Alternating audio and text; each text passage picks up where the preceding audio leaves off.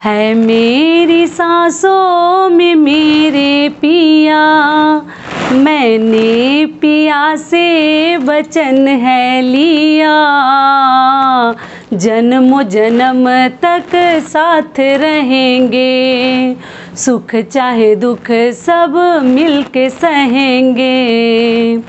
नमस्कार दोस्तों, मैं हूं ममता तिवारी और आप सभी का स्वागत करती हूं मेरे चैनल ममताज वे में। कैसे हैं आप सब, तो ये बताने के लिए कमेंट बॉक्स में हर हर महादेव, जय माता दी हमेशा की तरह जरूर लिखिए। चलिए दोस्तों, आज हम इस वीडियो में जानेंगे कि हरितालिका तीज पूजा का शुभ मुहूर्त क्या है, किस समय हमें पूजा करनी है। पूजा सुबह में करना ज़्यादा शुभ माना जाता है, सही माना जाता है, या हमें शाम को पूजा करनी चाहिए। पूजा कब करें, दान की जो चीज़ें हैं वो किसको दें। आप लोग के बहुत सारे कमेंट्स भी आए हैं और आप लोग बहुत अधिक कंफ्यूज हैं कि दान की चीज़ें माँ को दें या केयर टेकर को दें जो घर में आती है, या ब्राह्मण को दें। इसी प्रकार के कई ऐसे महत्वपूर्ण बातें आज हम इस वीडियो में जानेंगे, तो आप बने रहिए मेरे साथ मेरे चैनल पर। अगर आपको मेरा वीडियो पसंद आता है तो प्लीज़ आप मेरे चैनल को सब्सक्राइब कर दीजिएगा, बेल आइकन को प्रेस कर दीजिएगा, जिससे मेरे वीडियो के नए नोटिफिकेशन आप सभी के पास सबसे पहले पहुँचे। तो चलिए शुरू करते हैं। तो सबसे पहले आपको बता दूं कि हरितालिका तीज का व्रत 30 अगस्त को रखा जाएगा। दिन है मंगलवार, ठीक है, समझ में आ गया। आप लोग पूछे हैं कि नहाए खाए किस दिन करनी है, तो सोमवार को, जो कि मैं अपने कई वीडियोज में बता चुकी हूँ। फिर भी कई मेरी नई बहनें हैं जो नहीं देखी हैं, वो पूछ रही थी कि नहाए खाए किस दिन करना है, तो सोमवार को। ये भी क्लियर हो गया। अगली चीज़ क्या है कि पूजा का शुभ मुहूर्त क्या है, पूजा हमें कब करनी है। तो देखिए, शुभ मुहूर्त के लिए मैं स्क्रीन पे फ़ोटो डाल दूँगी, आप लोग चेकआउट कर लीजिएगा। ठीक उसी प्रकार से अपना पूजा कीजिएगा। शुभ मुहूर्त में ही पूजा करना अति शुभ माना जाता है, ठीक है। अगली चीज़ क्या है कि दीदी हम लोग हरितालिका तीज की पूजा सुबह करें या शाम को करें। तो देखिए, एक चीज़ बता दूं कि हर घर के थोड़ा सा नियम अलग हैं, हर घर के मान्यताएं भी अलग है। तो मैं किसी को मना नहीं करूंगी कि आप सुबह ना करें तो आप शाम को करें, आप शाम को ना करें तो सुबह करें। मैं ऐसा कभी नहीं बोल सकती, क्योंकि हर घर के जो बड़े बुजुर्ग हैं, नियम कानून है, मान्यता है, एकदम अलग है, ठीक है। तो आप लोग के सवाल है कि कब पूजा करना बहुत अधिक शुभ रहेगा और माता से हम सुहाग कब लें। सुहाग लेना आप लोग बोलते हैं, हम लोग उसको अलग ही रूप से लेते हैं, तो वो चीज़ भी मैं बता देती हूँ। तो देखिए, क्या करनी है कि हरितालिका तीज में आप सुबह जब व्रत के लिए तैयार हो जा रही हैं, अच्छे से रेडी हो गई हैं, और आप जो साफ़ सुथरा वस्त्र पहन लीजिए। अगर नहा लेती हैं तो और भी अच्छी बात है, अगर नहीं नहाती हैं भोर में तो ड्रेस बदल दीजिएगा। जो आपका कपड़ा है, वस्त्र है, पक्का बदल दीजिएगा। बासी ड्रेस में व्रत का संकल्प ना ले। संकल्प क्या लेना है, बहुत लोग हाथ में जल और अक्षत फूल लेके संकल्प लेते हैं। अगर आप चाहें तो बिना संकल्प लिए भी आप व्रत रख सकते हैं कि ठीक है, आज व्रत है तो है, कुछ खानी नहीं है, कुछ पीनी नहीं है। ब्रश कर लीजिएगा लो, जो कि मैं बता चुकी हूँ, तो इस बात का आप लोग ध्यान रखिएगा, ठीक है। और पूजा का है तो देखिए, अगर सुबह अपना स्नान ध्यान कर लिए हैं तो भगवान का जो आप प्रतिदिन जिस प्रकार से पूजा करती हैं उस प्रकार से भी आप कर सकती हैं। लेकिन शिव जी की पूजा सच पूछिए और सही अगर शास्त्रों के अनुसार ले लिया जाए, या नियम जो है शाम को ही किया जाता है प्रदोष काल में।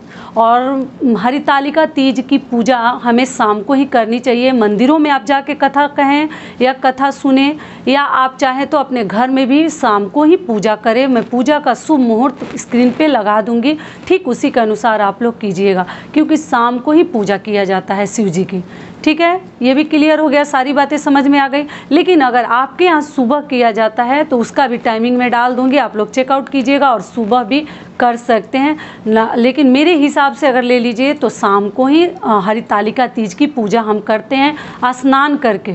अगर आप सुबह में स्नान भी कर लिए हैं, फिर भी शाम को स्नान करके ही आपको मंदिर जानी चाहिए या अपने घर में पूजा करनी चाहिए, ठीक है। ये भी क्लियर हो गया। अगली चीज़ क्या है कि दीदी पूजा हम कहाँ करें, पड़ोसी के यहाँ करें या अपने घर, तो नहीं।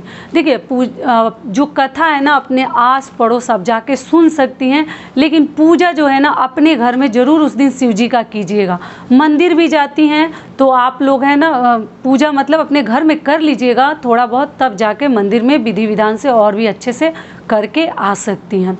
अगली चीज़ क्या है कि दीदी सुहाग कब लें, तो जब पूजा कीजिएगा उसी समय, उसको आप लोग शायद सुहाग लेना बोलते हैं, हम लोग में है कि माता को, पार्वती जी को जब हम सिंदूर लगाते हैं वही उंगली 5 बार अपने मांग में भर लेते हैं, ठीक है, सिंदूर लगाने के समय है, उसी को सुहाग लेना बोलते हैं। अब आप लोग कौन से हिसाब से सुहाग लेना बोलते हैं अपना देख लीजिएगा, आपके घर का जो नियम है, लेकिन हम लोग का वही है। माता को जब सिंदूर लगाते हैं शाम को, तो वही सिंदूर या मंदिर में लगाएं या घर में लगाएं, हम 5 बार भर लेते हैं। पूजा घर में करें या मंदिर में, हम मंदिर नहीं जा सकते, मंदिर दूर है या नहीं है, तो आप घर में आराम से पूजा कर सकती हैं, ठीक है। पूरी बातें समझ में आ गई। अगली चीज़ क्या है कि दीदी हम जो है दान 2 जगह करें।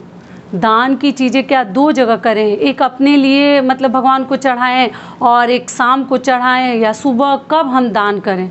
तो देखिए अच्छे से पहले समझ लीजिए सारी बातें। देखिए क्या होता है ना कि दान की चीज़ों को आप जो है रात में माता पार्वती जी को चढ़ा दीजिएगा, ठीक है। या तो मंदिर में आप लोग कहते हैं कि हम दान करके छोड़ देते हैं, तो ठीक है, अगर दान करके वहीं सेम टाइम छोड़ देती हैं तब तो अच्छी बात है। लेकिन घर में अगर आप चढ़ाती हैं तो दान की चीज़ें चढ़ाकर और वही चीज़ सुबह हम दान करते हैं, 2 जगह नहीं दान करते हैं, ठीक है। अपने लिए आप चाहें तो कुछ चढ़ा सकती हैं, अपने लिए आप चाहें तो बिछुआ वगैरह पायल चढ़ाकर खुद भी पहन सकती हैं। अपने लिए आपको एक चूड़ी का डिब्बा, बिंदी, सिंदूर, जो कि मैं अपने लास्ट वीडियो में बता चुकी हूँ, आप लोग खरीद लीजिएगा। समझ में आ गया पूरी बातें। जब तक समझिएगा नहीं, देखिए हर चीज़ आप लोग को डाउट रहेगा, फिर आप लोग टेंशन में आ जाइएगा कि 2 जगह करें कि 1 जगह करें, क्या करें।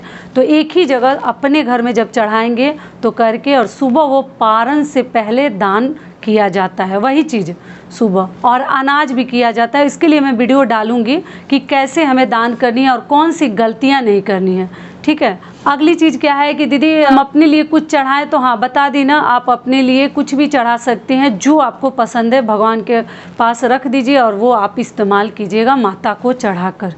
ये भी क्लियर हो गया। अगली चीज़ क्या है कि दीदी दान की चीज़ें किसको दें, अपनी माँ को दे दें, सास को दे दें, ननद को दें, या अपने घर में जो हमारे घर में केयर टेकर आती है उसको दें। किसको देना बहुत अधिक शुभ माना जाता है, तो अच्छे से इस बात को समझ लीजिए, गलतियां मत कीजिएगा। सबसे पहली चीज़ है कि देखिए बेटी का दान किया हुआ माँ को नहीं देनी चाहिए।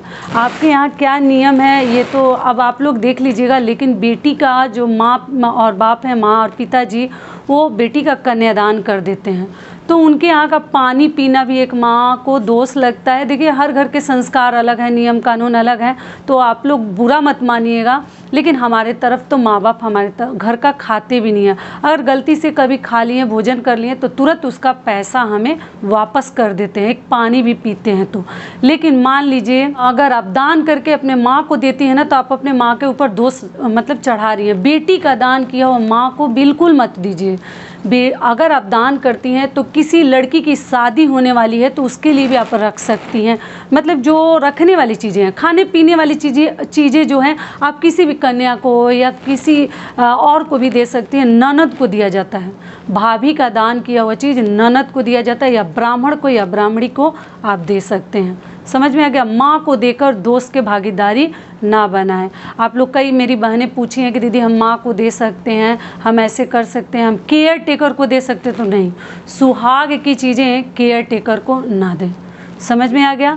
आप खाने पीने की जो ही चीज़ें हैं वो दे सकती हैं, शौक़ से दान की हैं तो आप दे सकती हैं, लेकिन सुहाग की चीज़ें ना ब्राह्मण को दिया जाता है, या अपनी ननद या किसी लड़की के शादी में आप दे सकती हैं। मैं तो बोली हूँ बिछुआ भी दान किया जाता है, सुहाग का बहुत बड़ा प्रतीक है।